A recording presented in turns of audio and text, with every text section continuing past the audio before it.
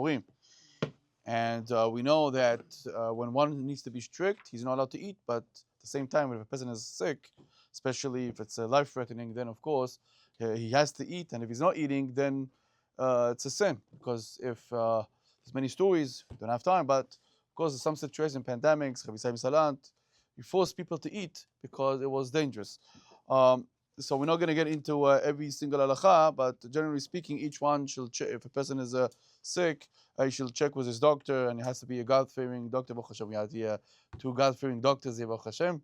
So you have to ask your doctor to see your situation, and based on that to know if to take or if not to take, and even if you want to take, you have to set a certain amount, the measurements, shiurim, and so on and so forth.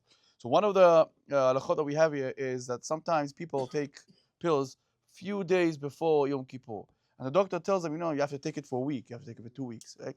Let's say you have an infection or something. So the first few days will not really affect the body. Only if you take it again and again, antibiotic, right? Antibiotics. So then if you take it a few weeks, and then what's the halakha in that case? So the halakha is like swallowing pills on Yom Kippurim, it's not a problem because it has no taste. But the problem starts when people start to have some problems with swallowing it without water. Okay, that's a problem.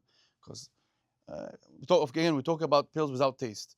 If a person is swallowing this pill, it's okay. But if he needs to use some water to swallow it, in that case, just take a bit of water. Let's say you could take a plastic cup, and he put some bit of water inside that is less than the majority of what we eat.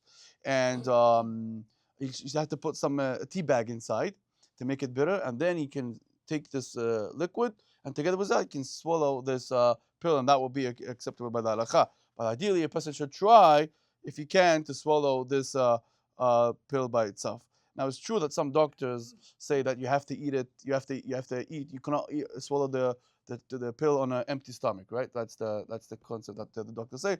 But for one day, that will not be a problem. One day a person can survive. Ideally, if a person is doing it every day on an empty stomach, that's a problem. But one day on Kippur, just swallowing taking some liquid and stuff, and then swallowing the pill, that will be okay.